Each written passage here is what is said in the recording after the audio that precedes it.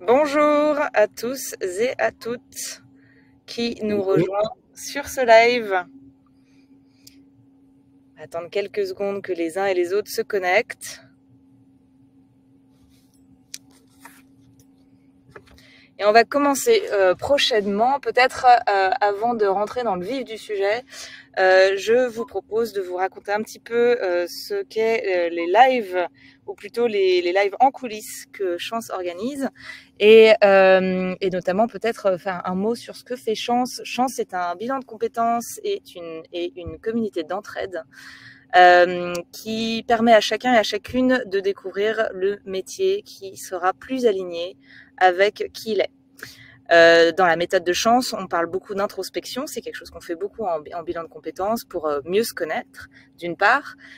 Mais assez rapidement, on propose aux personnes qui suivent le bilan de compétences de passer à l'étape de l'exploration. Et l'exploration, c'est vraiment le moment où on permet aux talents, c'est-à-dire ceux qui suivent le parcours, mais aussi à vous tous qui êtes ici dans ce live potentiellement, de découvrir des métiers qui peuvent être peut-être nouveaux, différents, en tout cas qui les animent d'une certaine façon.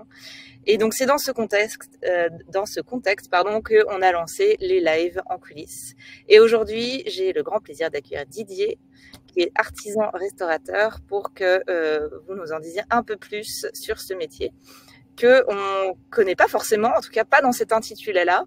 Je pense qu'on va commencer par là, mais juste avant, préciser que Didier est grippé, le pauvre. Donc encore merci d'être là, même grippé.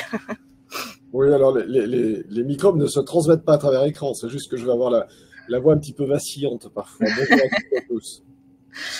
Peut-être, Didier, cet intitulé génère forcément la question, qu'est-ce que c'est que artisan restaurateur? Comment vous le définiriez? Alors, j'ai rajouté ce mot artisan qui me paraît important parce qu'il renvoie au sens même du métier, c'est qu'on utilise nos mains. Alors, il n'est pas totalement légal parce qu'en France, l'usage du mot artisan, il renvoie à la chambre des métiers et les activités commerçantes renvoient aux chambres de commerce. Donc, en fait, on a le droit d'utiliser le mot artisan que si l'on est adhérent ou référent d'une chambre de métier et pas si on est traité dans tous ces aspects administratifs par une chambre de commerce. Pour autant, je trouve qu'artisan, ça veut dire ce que ça veut dire, c'est-à-dire qu'on est dans un métier où la main, le geste, la transmission ont du sens. Et donc, effectivement, restaurateur, on voit bien à peu près ce que c'est, sauf que on perd de plus en plus de vue ce qu'est un restaurant, parce que derrière le mot restaurant vont se cacher des réalités extrêmement diverses et variées, très différentes. Petit chiffre, à Paris, il y a un restaurant sur deux dans lequel il n'y a plus de cuisine. Est-ce qu'on peut encore appeler ça un restaurant quand il y a juste une personne avec un micro-ondes qui déballe des sachets de produits sous vide et qui les réchauffe? Il y a des dark kitchens qui veulent revendiquer le terme restaurant, mais est-ce que quand on va sur Internet acheter un hamburger sur une marque qui n'est que fictive et que virtuelle et qu'on se fait livrer, est-ce qu'on a accès à un restaurant? Je pense que c'est important d'avoir une bonne compréhension des mots et ensuite de choisir quand les boulangers n'ont plus le droit d'utiliser le terme boulanger s'ils ne font pas du pain chez eux. Ça n'empêche personne d'aller acheter sa baguette chez Paul. Mais on sait que c'est pas un boulanger, Paul. C'est un industriel. Donc, on critique pas l'industriel, mais on sait qu'on va chez un industriel. Donc, moi, je suis artisan parce que j'ai choisi de changer de vie à 50 ans pour mettre les mains dans le cambouis. En l'occurrence, dans les sauces, dans les crèmes, dans les légumes. Voilà, c'est ça qui est important. Ouais, super. Et aujourd'hui, ce restaurant, il se situe à Paris, c'est ça? Alors, je suis l'heureux propriétaire d'une vieille maison parisienne qui s'appelle l'Ambassade d'Auvergne. L'Ambassade d'Auvergne, c'est une institution qui est à côté de Beaubourg, qui est dans le 3e arrondissement, qui ouvre en 66 dans sa forme actuelle, mais en fait qui est bien plus vieille que ça, et que j'ai eu la chance de reprendre il y a 9 ans maintenant, puisque j'ai changé de vie il y a 9 ans. Et donc, j'ai relancé cette vieille institution pour en faire une ambassade des produits d'Auvergne, une ambassade où on est tous les jours les porte-parole des paysans auvergnats, des producteurs auvergnats, des vignerons auvergnats. Donc notre identité, elle a pour sens de donner à connaître, donner à partager, donner à goûter ce qui se fait de mieux sur le terroir auvergnat. Je trouve ça génial que ce live soit à midi. On va avoir vite très faim. Vous parliez d'un champ. La est ouverte, vous pouvez venir. On mange un aligot à 10h30. Près de Beaubourg, je répète. Voilà, l'aligot chauffe. Je me demandais, vous parliez ça fait 9 ans après un changement de vie. Racontez-nous un peu ce parcours du coup. Alors moi j'ai un parcours classique de gamin à qui on a dit qu'il fallait faire des études et que c'était important puisque je suis bien d'une famille immigrée. Donc j'ai fait Sciences Po, j'ai fait l'ESSEC, j'ai passé 15 ans dans des entreprises diverses et variées de fonctions très opérationnelles jusqu'à des fonctions de direction générale. Et puis après ces 15 ans d'opérationnel, j'ai considéré que j'avais la maturité nécessaire pour pouvoir faire du conseil. Et donc j'ai rejoint un cabinet de conseil qui s'appelle Ernst & Young, EY aujourd'hui. Donc j'étais associé pendant 12 ans chez EY. J'avais créé l'activité Change Management, je faisais du conseil en stratégie, en organisation, en ressources humaines. Et puis arrivé au cap de la cinquantaine, j'avais coutume de dire quand je faisais de la gestion du changement que pour changer il faut à la fois deux moteurs, l'ennui et l'envie. J'avais l'ennui de ce que je faisais parce que l'entreprise avait évolué, sa stratégie avait changé, j'étais plus à l'aise dans mon rôle d'associé, j'étais encore en plus en charge des RH, donc quand on est chargé de piloter la politique RH et qu'on n'est pas aligné sur la stratégie, c'est un peu compliqué. Et puis j'avais cette vieille envie qui me taraudait depuis quelques années. J'avais découvert la cuisine de façon totalement intuitive à 40 ans. C'était devenu une passion un peu débordante. Je cuisinais de plus en plus souvent et pour de plus en plus de gens. Et j'avais cette petite musique derrière moi qui me disait chaque fois que je revenais de vacances, que je rentre à Paris, si j'avais un restaurant, je rentrerais avec plus de plaisir. Et puis arrivé à 50 ans, le déclic, c'est que une belle fête pour mon anniversaire, mes filles organisent un cadeau commun avec tous mes amis et on m'offre 3 semaines de stage à Ferrandi, la plus belle école de cuisine au monde, voilà, le Polytechnique de la cuisine, le HEC ou l'ESSEC de la cuisine. Et j'ai passé 3 semaines extraordinaires et je me suis convaincu que c'est ça que j'avais envie de faire.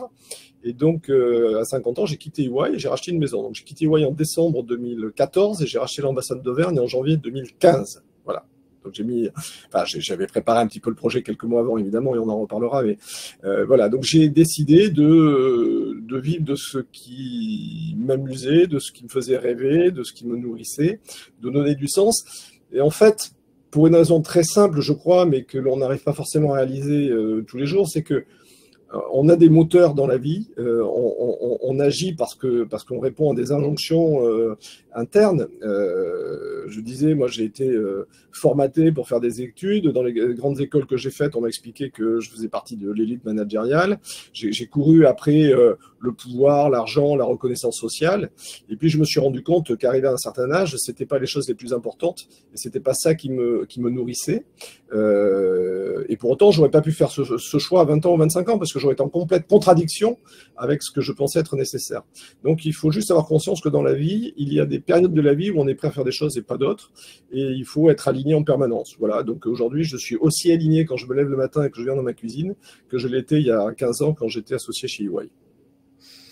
Eh bien, ce discours, il fait plaisir. En tout cas, ça parle quand on est chez Chance. Ça nous parle. Et alors, ce déclic, il a été en fait pas vraiment un déclic, ça s'est fait un petit peu sur quelques années, comme vous l'expliquez. Oui. Néanmoins, est-ce que il y a eu des rencontres un peu marquantes qui ont fait qui vous ont fait basculer? Alors basculer, je ne sais pas, qui m'ont aidé, oui, évidemment. J'ai eu la chance de pouvoir aborder un restaurateur de métier que je ne connaissais pas, mais j'avais une connaissance commune.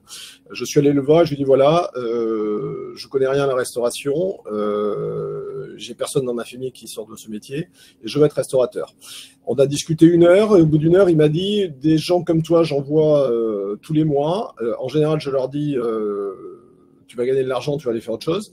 Toi, je pense que tu vas y arriver, donc on va pas prendre du temps. Et donc, effectivement, il a accepté qu'on se revoie 2 fois, 3 fois, 4 fois pour m'expliquer comment marchait un restaurant, quelles étaient les choses à avoir en tête pour choisir une affaire, pour piloter une affaire. Alors, dessus, je mettais ma connaissance des mécanismes d'une société tels que je pouvais les avoir accumulés dans mon expérience professionnelle, mais j'ai essayé de comprendre un peu plus comment s'organise un restaurant. Il m'a donné les contacts que je n'avais pas pour identifier les intermédiaires qui pouvaient me mettre sur des pistes pour acheter des affaires, des fournisseurs qui pouvaient m'accompagner au départ pour équiper le restaurant. Et puis, il a accepté que je vienne faire le commis de cuisine et le commis de salle de façon incognito dans son restaurant. C'est-à-dire que dans les mois qui ont précédé ma bascule, alors que j'étais déjà en quête d'une affaire, de façon à appréhender le premier jour que j'aurais à vivre dans mon restaurant le jour où je l'aurais acheté, je suis allé le soir travailler dans son restaurant, commis de cuisine d'abord, commis de salle ensuite, donc avec l'humilité de la transmission, du geste, de l'apprentissage, pour à la fois voir comment ça se passait, voir si je m'y sentais bien. C'est une chose de cuisiner à la maison pour 6 copains, c'en est une autre de se trouver confronté le premier soir à un cajot de 15 kilos d'oignons. Enfin, c'est pas à la même échelle. C'est sympa de recevoir des copains à la maison, il faut accepter l'idée de débarrasser 150 couverts et mettre des doigts dans 150 assiettes sales dans lesquelles les gens ont mangé, prendre des verres dans lesquels les gens ont bu, etc., etc. C'est-à-dire qu'il faut toujours faire la part des choses entre la part de rêve, la part de choses qui est magnifique dans ce que l'on imagine pouvoir faire, et puis la réalité opérationnelle qui est faite de choses très sympathiques et d'autres qui le sont beaucoup moins. Et donc, il faut bien avoir conscience de tout ça avant de basculer, de plonger dans le métier, parce que sinon, on se plante si on n'arrive que sur l'idée que l'on va avoir un bon resto, que l'on va recevoir des copains, que l'on va manger à table avec des copains, qu'on va se faire plaisir. Alors, on est mort avant d'avoir commencé. Voilà, le resto, c'est énormément de contraintes, c'est des horaires qui sont différents de ceux qu'avaient tous mes amis, ma famille, voilà. Donc, quand j'ai changé de vie, je me suis retrouvé à travailler quand mes copains sortaient, à me reposer quand eux bossaient. Voilà. Bon, c'est des choses qu'il faut apprendre. Comment on vit à un rythme différent, comment on passe d'un métier intellectuel à un métier physique, etc., etc. Donc voilà, je dirais que j'ai pas eu de déclic j'ai pas une personne qui m'a fait ce déclic pour que je change de vie, mais j'ai une personne qui m'a aidé à comprendre ce qui m'attendait et me préparer à faire face à mes équipes avec un minimum de crédibilité, en tout cas un peu plus que si j'étais simplement arrivé en disant je n'ai jamais vu un restaurant autrement qu'en tant que client. D'accord. J'ai quelques questions sur le chat. Une petite question avant de commencer, celles qui sont sur le chat. Cette expérience en tant que commis, pour vous, c'est une nécessité absolue avant de commencer, avant de vous lancer? Enfin, ça serait votre conseil numéro 1? Alors, conseil numéro 1, je ne sais pas. En tout cas, c'est une nécessité, évidemment, pour quelqu'un qui ne connaît pas le métier de restaurant, d'aller se confronter à la réalité très, très opérationnelle et dans les tâches les plus humbles et les plus nécessaires d'un restaurant. Il ne faut pas croire qu'on arrive, parce qu'on est le patron, qu'on va dire à tout le monde ce qu'il faut faire. Voilà, c'est un plongeur, si on ne sait pas ce qu'il fait, on ne peut pas lui expliquer ce qu'on attend de lui. Donc oui, quand on vit dans la restauration, comme beaucoup de restaurateurs de métier, depuis tout petit, parce qu'on était gamin, on allait le mercredi après-midi au resto de papa et maman, tout ça, c'est intériorisé, c'est inconscient, c'est connu. Quand on débarque dans ce métier, il vaut mieux se confronter à la réalité opérationnelle du métier avant d'imaginer pouvoir le faire et le faire faire, parce que en fait, ça reste du management malgré tout. Et puis pas que, parce qu'aujourd'hui, chaque fois que j'ai un trou dans un planning, je suis la variable d'ajustement, c'est-à-dire que je me mets à la place du mec qui est pas là. C'est bien de pouvoir en salle, en cuisine, faire les choses. Et bien justement, ça fait le lien avec une question d'Audrey. Quel est votre rythme de travail? Donc horaire, congé, et comment le vivez-vous avec votre famille et vos enfants? Alors, ça fait beaucoup de questions, mais alors, je vais traiter la première déjà. Moi, j'ai changé à 50 ans, en accord avec mes enfants qui étaient adultes, enfin, ou presque, en tout cas dans la phase de transition. C'est une décision qu'on a partagée, et qu'on a partagée parce que les incidences, elles ne sont pas que dans la disponibilité, elles étaient aussi, pour moi, très matérielles. Concrètement, j'ai divisé mon salaire par 4. Entre mon rôle d'associé chez EY et mon rôle d'entrepreneur en restauration, d'artisan restaurateur. J'ai aucun souci avec ça, je l'ai assumé, voilà. Mais sauf que c'est un impact pour le train de vie de la famille. Il fallait qu'on soit tous conscients que ça ne posait pas de problème. Ensuite, les horaires, c'est très variable. Ça dépend de ce que l'on veut faire et ça dépend aussi du type d'affaires que l'on a. Il se trouve que quand j'ai racheté le restaurant, c'était une belle maison, une grande maison, mais qui était très vieillissante parce que gérée par des personnes qui étaient à la retraite quasiment depuis quelques années, donc dans laquelle rien n'avait été fait depuis de nombreuses années. C'est une maison qui est ouverte 7 jours sur 7. Et donc, je pense que la première année, j'ai travaillé de 8h à minuit, 7 jours sur 7. avec une demi-journée de temps en temps parce que j'explosais physiquement, ou un break de 2-3 jours parce que j'étais devenu une loque ou que j'avais de la tachycardie. Voilà, donc ça c'était le RIN pendant un an, mais parce que je considérais que je devais être là pour tout, j'étais présent sur tout, j'étais présent en ouverture, j'étais présent en fermeture, j'étais présent pendant les services, j'étais présent en cuisine, et le reste du temps, quand le restaurant était fermé, j'étais au bureau pour faire tout ce qu'il fallait faire, mettre en place un système de réservation, modifier toute l'organisation administrative, comptable, mettre des contrats, etc. Ça, c'était la première année.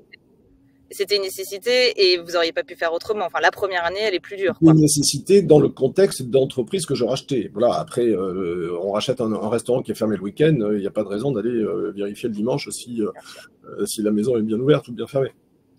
Moi, j'avais un resto qui fonctionnait 7 jours sur 7. Au fil du temps, j'ai fait varier mes horaires, et après, il y a un vrai enjeu qui est de savoir si on va être dedans ou si on ne veut pas être dedans. Donc, on peut très bien piloter un restaurant à distance quand on maîtrise ce qui s'y passe quand on n'est pas là, parce que c'est ça l'enjeu, clairement. Mais pendant longtemps, j'ai considéré que je préférais faire des investissements que payer des salaires supplémentaires. Donc, j'ai travaillé avec effectif réduit et j'ai surinvesti dans le développement de l'entreprise. Ça veut dire que j'étais en charge d'un poste, clairement. Aujourd'hui, j'ai fait monter mes effectifs pour être un peu plus détaché de l'opérationnel, même si je passe au restaurant tous les jours parce que j'habite à 30 mètres. Mais je suis moins dans l'opérationnel et j'essaie d'avoir un tout petit peu plus de liberté ou de détachement dans mon management, et faire un peu plus confiance aux gens et laisser un peu plus les gens faire ce que...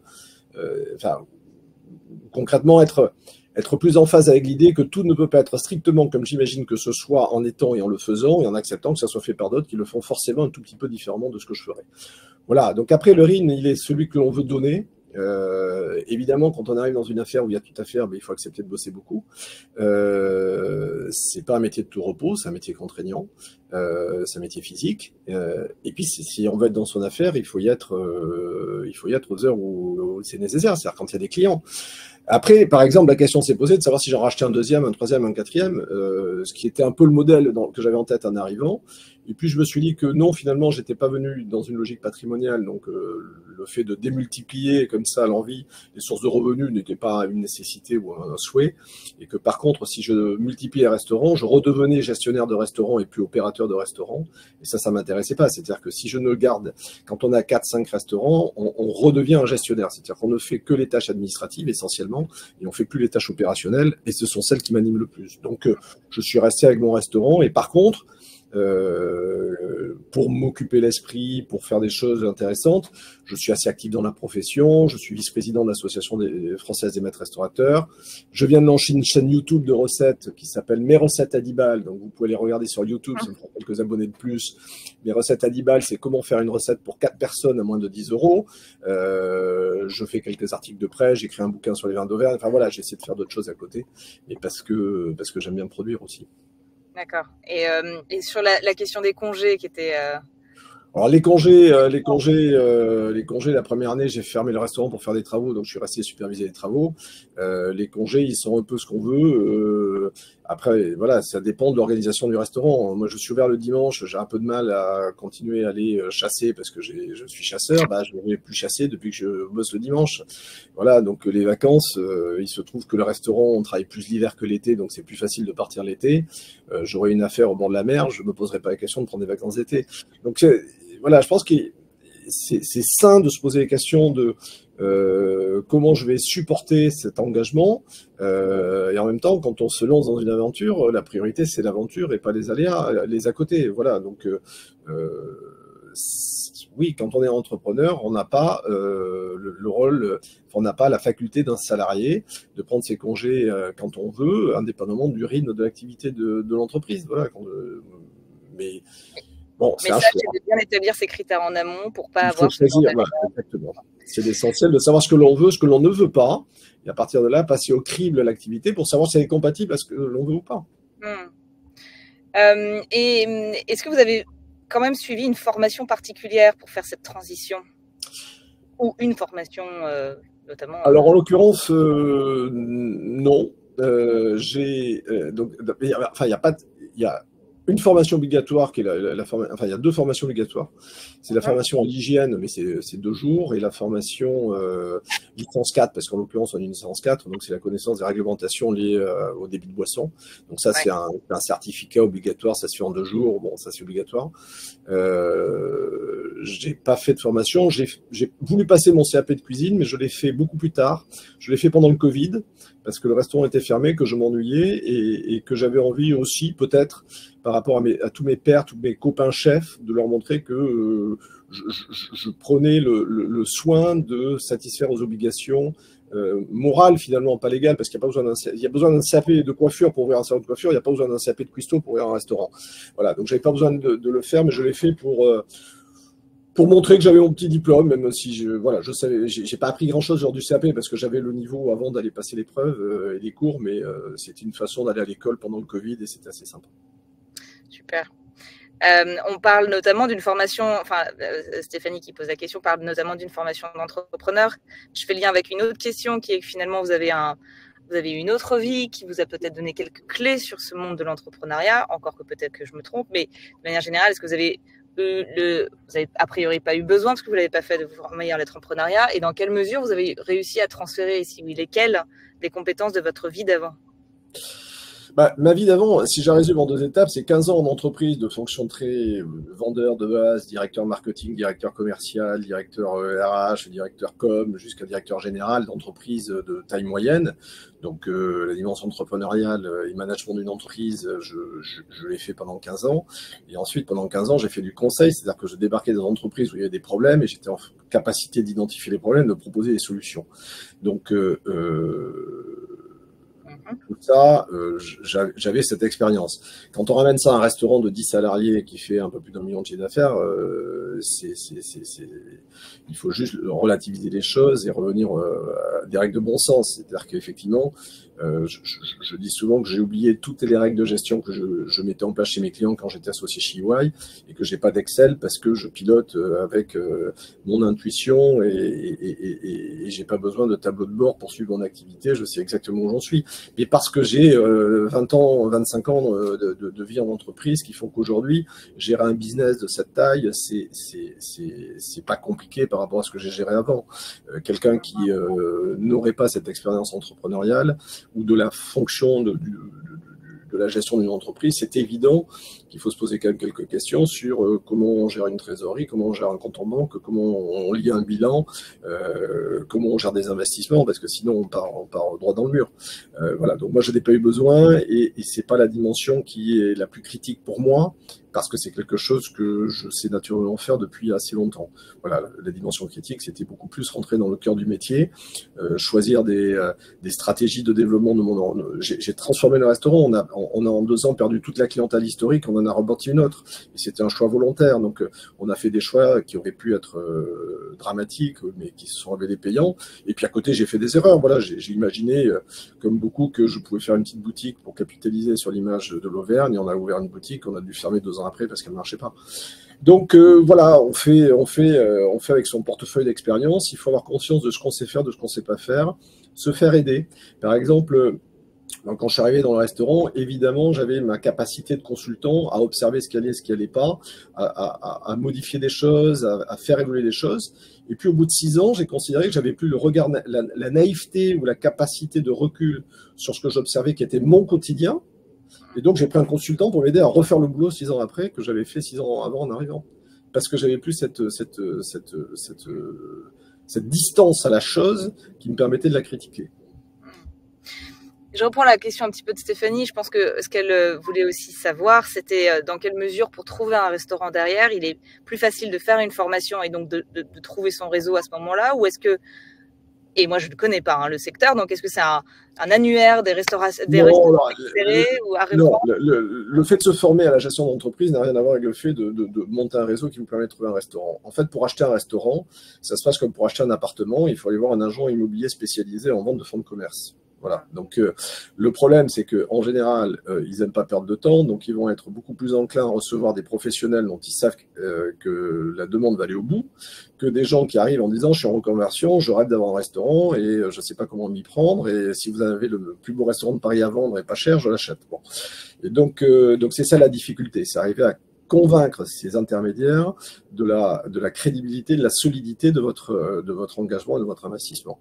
Mais après, sinon, ça se passe. Vous, du coup, Comment? comment vous avez fait pour les convaincre, vous? Et quels sont les conseils que vous Moi, j'ai pas réussi à convaincre les gros opérateurs qui m'ont pris pour un charlot et je suis tombé sur un petit intermédiaire qui a cru en moi et qui m'a donné une affaire que les gros avaient aussi à vendre. Et donc les gros étaient un peu énervés à la fin parce que j'ai acheté une affaire qu'ils ne m'avaient pas proposée quand je suis allé les voir. Voilà. Bon, après, les choses ont changé. Il se trouve qu'ils sont revenus me voir parce qu'ils ont considéré que j'avais fait mon trou dans le secteur et que j'étais devenu un professionnel reconnu. Et donc voilà, mais j'ai eu un peu de chance de susciter la confiance d'un intermédiaire qui n'était pas un gros faiseur sur le marché, mais qui avait des belles affaires à vendre et qui m'en a proposé une à ma taille. Donc voilà, mais après, il y a plein d'affaires à vendre tous les jours et il faut fouiller, il ne faut pas être naïf et il faut se faire accompagner à un moment donné par quelqu'un d'autre qui peut venir voir avec vous ce que vaut l'affaire vraiment parce que quand on visite, ben, on n'a pas, si on ne connaît pas le métier, il y a plein de choses qu'on ne voit pas. Enfin, moi-même avec quelqu'un qui va passer un peu de temps avec moi pour visiter l'ambassade d'Auvergne, il y a plein de choses qu'on n'avait pas vues, d'état de vétusté qu'il a fallu traiter après. Mais bon, voilà, ça je l'ai appris après. J'ai même appris d'ailleurs que beaucoup de copains, enfin devenus copains aujourd'hui, étaient des restaurateurs qui n'avaient pas voulu acheter cette affaire considérant qu'elle était morte. Donc ils ont été d'autant plus heureux de voir que quelqu'un la reprenait et sympa aujourd'hui avec moi parce qu'ils ne croyaient pas au fait qu'elle soit redressable. Voilà. Ben justement, quelle a été votre plus grande difficulté?